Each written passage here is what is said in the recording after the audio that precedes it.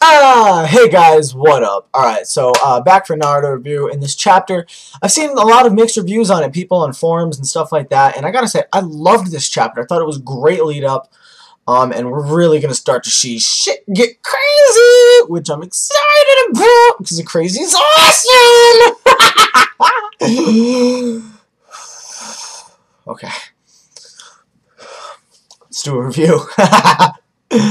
Alright, so the chapter starts out because remember we ended off last chapter of Naruto's like, I just learned a bunch of different names, and Toby's like, difficult names. What are you talking about? And then like Naruto's like, how you don't know him? And Toby's like, what? And B's like, what? And then B's like all, or the ox is like all big, and we see Kakashi and Guy still there, and I know it's pretty cool. Naruto looked a little goofy, but at the same time he looks a little serious when he stuck his tongue out. So I thought that was cool how Kishi gave him the goofy, yet at the same time, just like serious look, like he's a different Naruto. Kakashi and Guy have a little conversation about, you know, how much Naruto's grown, and Guy's kind of like feeling old, and Kakashi's like, dude, you're the one who's always saying how young we are, blah blah blah, which was pretty cool. So I mean, you know, it's you know, Kakashi and Guy go back and forth, and they're cool. Toby goes to reach for his fan, and he realizes that something dropped on him, and he thought it was sweat. And this completely changed my entire theory and outlook on Toby, this next part of the chapter. Because Toby's like, Toby basically talks to himself and convinces himself that he should not be worried about fighting Naruto. There's no way it could have been sweat, which we find out it is rain. But the fact that he might have thought sweat in the first place definitely implies something. But basically the fact he had to completely convince himself and make himself believe that there's no reason to fear Naruto at all at Naruto's power level makes me believe that he's a complete psycho who has more faith in his powers than he actually has. He thinks that he knows everything right now, and he's literally sitting there making himself believe that there's no reason to fear Naruto at all. And you can see it, that fear in his eyes at first, and then he has a little bit of fear, and then he's like, no, I shouldn't fear Naruto, because he feels like he's betraying himself by fearing Naruto or something like that. He's just totally trying to convince himself, which is dumb, and totally shows that he is actually weaker than we all think he is. It's not that he's super mega strong and has tricks up his sleeve, it's that he's convincing himself that he can't lose, when he really can. We get back to headquarters, and basically Ino's dad is able to use the chakra distribution network to send out the good feelings and information to all around the troops everywhere. And all the Konoha 11 teams start heading for Naruto. You know, we get nice scenes by Hinata, Kishi's hinting at future relationship. You know, finally Naruto and Hinata getting together. You know, I laughed at the whole not Neji, I'm sorry, Kiba like remembering he marked Naruto as his rival, which is just ridiculous now. We see Ni, or who the fuck is Ni? We see Lee speeding towards the battlefield as well, and that makes me think, you know, with Lee getting ready to get into the battle fray and Guy in the battle fray, that definitely the fact that the 8 gates has been introduced to the Naruto series, not shown, but I mean introduced is like put out there that there is an 8th gate, and it's got super mega over Hokage like Naruto level powers for a certain period of time. I think it's totally absolutely accurate that we're going to see the 8th gate by the end of the series. I mean, there's no way we're not going to see the 8th gate, so it means either Guy or Lee, I'm betting right now in this video, calling it out, we will see the 8 gates.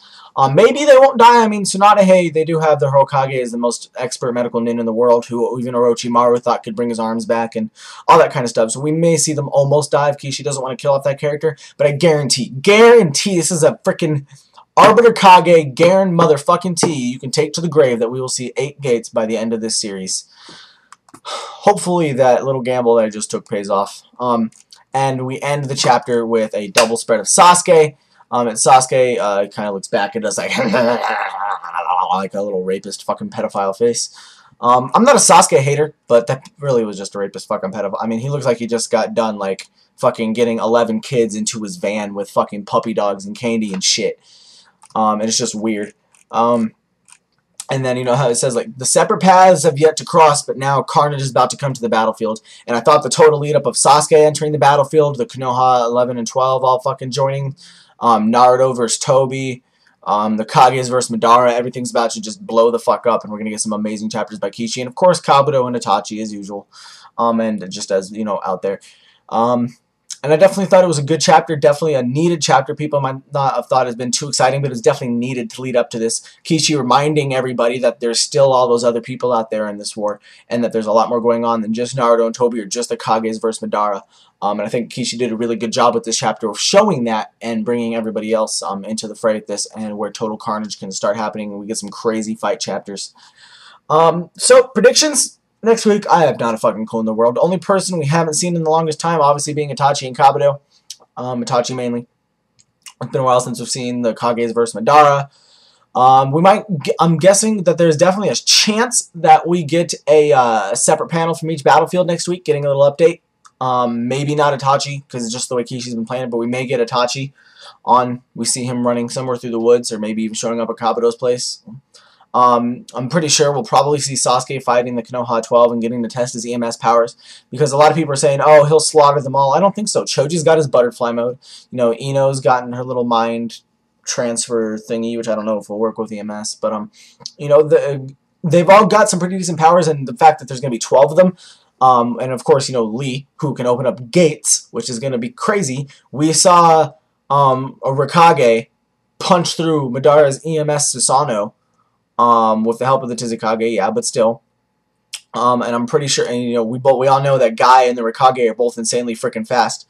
And with gates opened, especially Lee's, we've all known Lee to be super mega fast. So I definitely, we know that Susanoo can get punched through with an EMSI, going super fast if you're super strong, and we know that I can see Lee doing that. So I think a lot of people are underestimating the Konoha miners and Chunin and Jonin that they all are. Or because most of them are doing now, but yeah.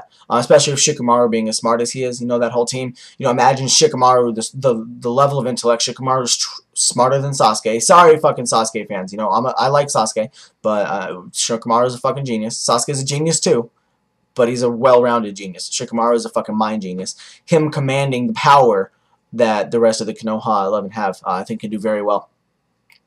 So maybe we'll see Sasuke versus them. I'm pretty sure Kishi's going to keep Naruto and Sasuke separate for a while. So all in all, great chapter, and I'm really looking forward to next week. If you guys would be awesome, give me a thumbs up for the review. That would be beautiful. And remember to subscribe, like, comment, favorite, all that good stuff, and I'll see you guys next week. And stuff like that. So thank you for watching Albert Kage's reviews, and I hope you guys like my prediction. Comment below on what you think of what I said.